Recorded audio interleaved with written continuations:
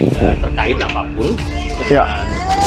dengan ijazah Pak Jokowi sebagai sekretaris tim kampanye Ya. di 2014.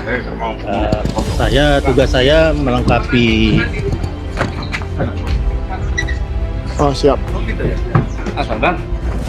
tugas saya memastikan kelengkapan syarat administrasi Ya. untuk KPU, dan di 2014 syarat administrasi itu dinyatakan lengkap oleh KPU. Itu saja. Bersama Bang Rismon Sianipar ini.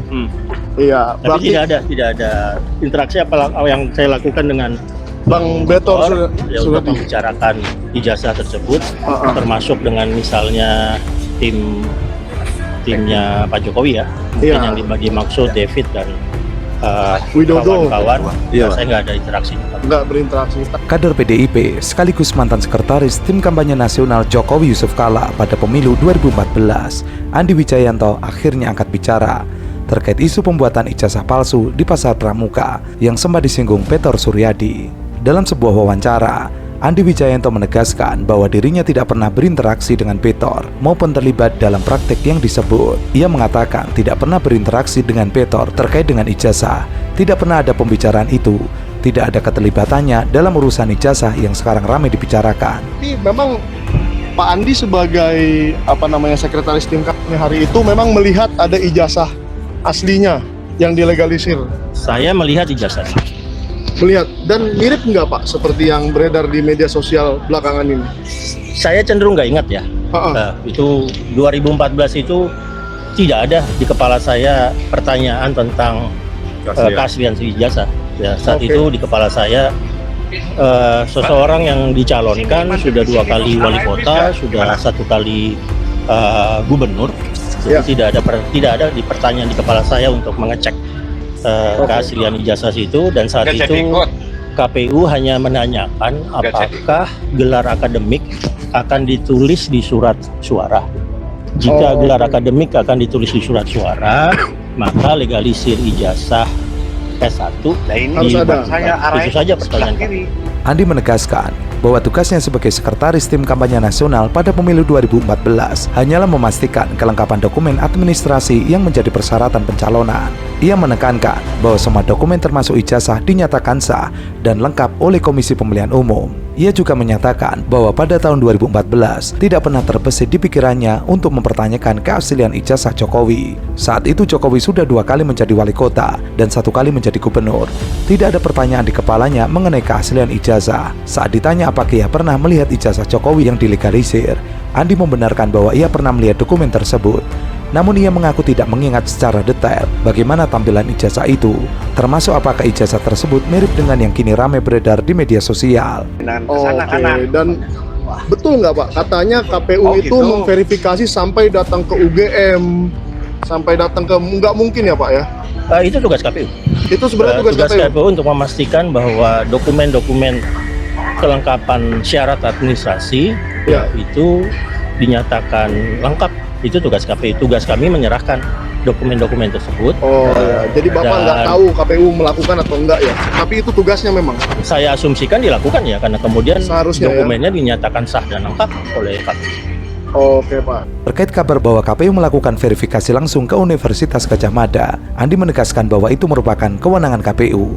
Ia tidak mengetahui secara pasti apakah KPU melakukan pengecekan lapangan atau tidak. Saat disinggung tentang keberadaan tim yang menyiapkan dokumen untuk pencalonan Jokowi, termasuk nama-nama seperti Widodo dan David yang disebut oleh Petor, Andi mengaku mengenal mereka, tetapi menegaskan bahwa dirinya tidak terlibat dalam urusan teknis penyusunan dokumen tersebut. Menanggapi desakan sejumlah pihak agar isu ini diusut lebih dalam, Andi menyerahkan sepenuhnya kepada publik dan otoritas yang berwenang. Secara formal proses administrasi untuk pemilu 2014 dan 2019, masalah ini dinyatakan sah dan lengkap oleh institusi yang berwenang, yaitu KPU untuk proses pemilihan umumnya. Tapi kalau masyarakat masih bertanya ya kalau ada cara lain yang ingin diambil oleh masyarakat tentang itu ya silakan saja. Tapi fungsi saya terutama di pemilu 2014, di Pilpres 2014 ya tuntas ketika dokumennya diberikan ke KPU dan kemudian KPU menyatakan calon kami Jokowi dan JK itu sudah menyerahkan secara lengkap semua dokumen administrasi. Saya yakin Roy, Rismond, dan Tifa dan Kurnia ini benar. Nah, karena kalau itu mereka benar, jadi UGM ini mengada-ngada. Artinya ini bukan produk dia, tapi dia akuin. Lantas kalau itu bukan punya UGM, itu di produk di mana? Nah, saya langsung ingat awal peristiwa pilkada, pemilu-pemilu di zamannya reformasi ini. Itu PDI Perjuangan banyak kadernya yang menjadi anggota dewan, yang menjadi bupati, jadi gubernur, ijazahnya palsu. Oh begitu ya? Ya, jadi karena palsu semua, seharusnya Baris Krim yang sekarang ini kalau mereka pada tahun-tahun di awal 2012-2010 itu sudah menjadi polisi, mereka tahu betapa banyaknya ijazah-ijazah yang diproduksi oleh pasar pramuka. Bitor Suryadi atau Bambang Suryadi menyebut ijazah Jokowi dicetak di pasar pramuka pada tahun 2012 lalu. Pernyataan Bitor ini menjadi viral, dan jika benar hal itu terjadi, maka aparat harus menindaklanjutinya dengan segera. Pasalnya, Bitor Suryadi mengungkapkan, bukan hanya Jokowi saja yang mencetak ijazah di pasar pramuka, ada banyak politikus lain yang ikut mencetak ijazah di pasar pramuka. Bitor juga mengungkapkan, ada beberapa nama seperti Anggit Nugraha, David dan Nugroho, Denny Iskandar, Indra, dan Wilianto yang ikut berkecimpung dalam ijazah Jokowi tersebut. Jadi aneh juga kalau sekiranya Baris Krim yang sekarang tidak mengenal pasar pramuka. Apalagi kalau orang-orang itu pernah di Polres Jakarta Pusat, Jakarta Timur. Artinya posisi pasar pramuka itu di antara timur dan pusat. Di situ jadi ada ketua DKI, ada ketua DPRD, ada sarjananya palsu. Ya karena persyaratan untuk menjadi anggota dewan, untuk menjadi bupati, wali kota, gubernur, syaratnya kan harus punya ijazah. Nah, kader kami rata-rata pada waktu awal itu bertato, berpakar bahar, nggak punya. Nah, mereka dibimbing oleh kawan kita yang namanya Denny ini. Nah, Denny inilah yang mencari di mana orang-orang yang mampu, ahli untuk membuat ijazah. Nah, jadi di situ kami punya gubernur namanya dulu si Rodolfo Dede, juga sarjana ijazahnya palsu. Itu produksi pasar pramuka? Belum tahu saya, tapi setidaknya palsu. Ya, tapi dia dinyatakan palsu, terus digagalkan. Terus ada JS Saragi juga digagalkan untuk periode keduanya. Nah, jadi kita belajar dari situ, saya terus teringat ada pasar pramuka. Kemudian, Ketua DPRD DKI Jakarta periode 2014-2024 Prastio Edi Marsudi, mantan Ketua KPU DKI Jakarta Juri Ardiantoro, mantan anggota DPRD DKI Jakarta fraksi Gerindra M. Syarif, dan mantan Gubernur Lemhanas Andi Wijayanto perlu ikut diperiksa. Bitor mendesak aparat tidak tebang pilih menangani kasus dugaan ijazah palsu Jokowi. Meski pasar pramuka telah terbakar pada 2 Desember 2024 lalu, ia menduga banyak bukti dan saksi yang menghilang. Ia berharap tidak ada kesengajaan pihak-pihak tertentu untuk menghapus jejak ijazah tersebut.